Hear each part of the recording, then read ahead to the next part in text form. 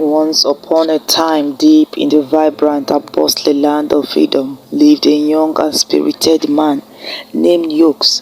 Yoke was not your ordinary young man. He was bold, full of life, and had dreams as big as a bamboo tree. Raised in the heart of the city, Yoke had always been surrounded by the humdrum of city life. But as life would have it, a big change was coming his way. Yoke's father was the ruler of Edom, a wise and respected old man who had seen many months. His time was drawing to a close, and he lay on his deathbed, summoning his son Yoke to his side. The room was dimly lit, with the flicker of candles casting long shadows on the walls. Yoke approached his father, his heart pounding like the Igba drum. "Yoke, my son," his father said, his voice weak but firm. "Drink from this cup before me. It holds the power of the gods. But you must earn it. Complete 3 tasks: ascend the highest mountain of Taj, cut down the bird's eyes, and conquer the field of Mustang." Yoke's heart sank. He knew the legends of the cup and the god's power. Was he ready for such a responsibility? With a determined nod, Yoke accepted the challenge.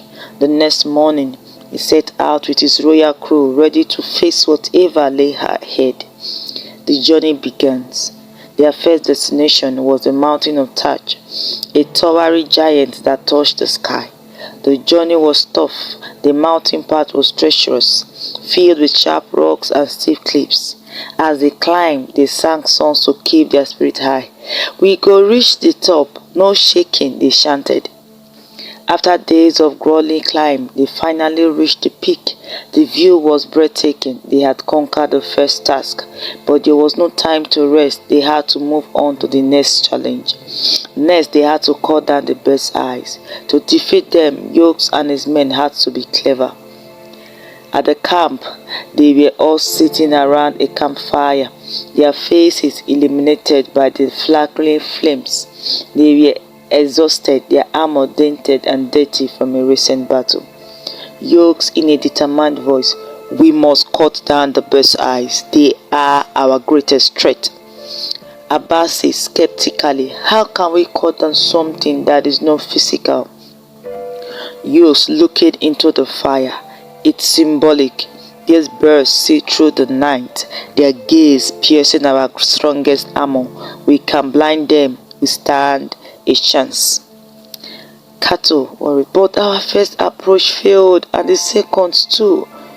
Yoke, "I know, but we cannot give up now." Ajuma fearfully, "Maybe we should just go back home. We might all die here." Yoke sternly, "We cannot turn back now. Our people depend on us." In their first attempt, the warriors are setting traps in the forest. The birds are seen flying high above, their eyes glowing in the dark. Yoke whispering, "Remember, stay quiet and stay hidden." The traps are set off, but the birds easily evade them, their eyes glowing brighter as they fly away. Abbas frustrated, "They saw right through our traps." Yoke determined, "We need a new plan." In their second attempt, the warriors are now using bows and arrows, trying to shoot down the birds.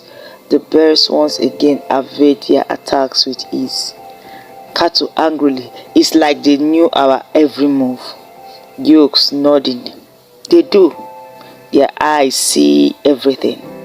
Ajuma feeling defeated, "We can't win like this." Back in the present, the warriors made a new plan. All gathered around the campfire, discussing their next move. Yoke thinking aloud, "We need to blind them, but how?" Abbas hesitating, "Maybe we can use smoke to obscure their vision." Cattle nodding, "It's worth a try. But how do we create a smoke that is enough to obscure their vision?" Ajuma excitedly, "We can set fires around their nesting grounds." Yoke, considering it's risky though, but it might work. "We need to be quick and precise." Preparations. The warriors gather materials to create small bombs and prepare for the night's mission. They work silently but with determination. Yourk's addressing the group. This is our last chance. Stay together and follow the plan. Abasi nervously. What if it fails again? Yourk's family, it won't. We have learned from our mistakes. In their final attempt, the warriors move stealthily through the forest, setting up small bombs around the bird's nesting ground. They ignite the bombs and thick smoke fills the air. Yourk's whispering, "Now attack!" The warriors launch their attack, arrows flying through the smoke. The birds, disoriented and blinded by the smoke, are unable to evade. Kato shouting, "It's working! Keep going!" The birds begin to fall, their glowing eyes dimming as they hit the ground. Yourk's victoriously, "We did it! We blinded them." The final attack was to conquer the field of Mostan, a vast land filled with dangerous creatures and hostile warriors. As they marched towards Mostan, they encountered many challenges. They were wild beasts with teeth like daggers and warriors who fought like lions. But Yourk and his men were determined. They fought bravely, using every ounce of their strength and wit. After weeks of battling, they finally stood victorious on the field of Mostan. They had conquered all three tasks. Elated, they started their journey back to Edom, their spirit high, singing songs of victory. But fate had other plans. As they neared their city, their enemies who had been lurking in the shadows ambushed them. It was chaos. Many of Yourk's men were captured and injured in the confusion. 1 minute silence for the lost life. Back in Edom, the king's guard found Yourk's horse returning home without its rider. Panic spread to the community like wildfire. The guard reported to Yourk's father, "My king, Yourk's horse has returned alone. It seems the mission has failed." The news hit hard. The king, already weak and frail, was overcome with worry and grief. "My son, the only heir to my throne, lost in battle," he lamented. The entire community was plunged into sorrow. The king asked his guard to go and search for him and see if he might have fallen on the roadside. The search for the missing king.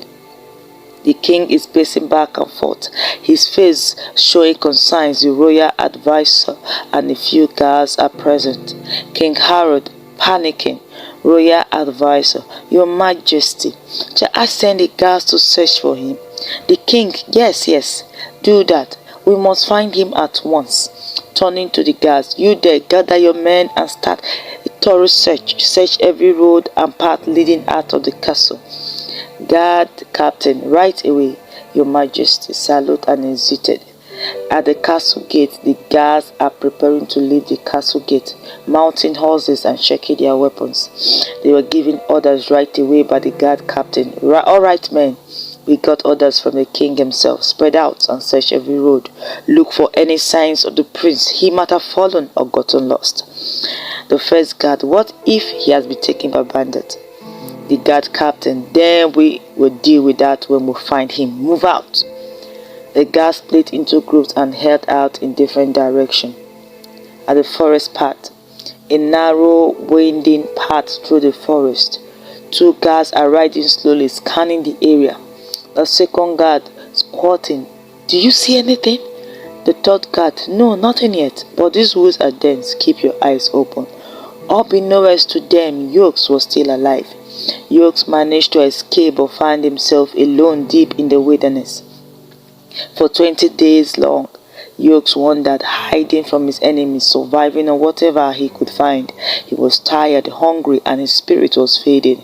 One day, as he lay under a huge tree, exhausted and on the brink of giving up, he noticed a tiny ant carrying a grain of wheat. The grain was as big as the ant itself. He watched as the ant struggled, fell, and got back up again over and over. The ant tried 20 times but failed each time. It did not give up. On its 21st attempt, the ant finally succeeded in carrying the grain to his home. Yourk was amazed. This small creature, so tiny and fragile, had showed more determination and perseverance than he had ever seen. Yourk thought to himself, If this ant can try again and again, so I can. Inspired by the ant, Yourk gathered his strength and decided to head back to Edom. And so, friends, dear, remember the story of Yourk and the brave little ant. Life will throw many challenges our way, but success is about never failing. It's about never giving up. It's about trying again and again until we reach our goals. As they say in Edom, no matter how many times you fail, always rise again. Let us strive to be like Yourk and the ant, facing our challenges with courage and determination. The story of Yourk is not just a tale of adventure, but a lesson in perseverance, determination, and the power of never giving up. Let it inspire you to face your own challenges head on and keep striving, no matter how tough the journey may be.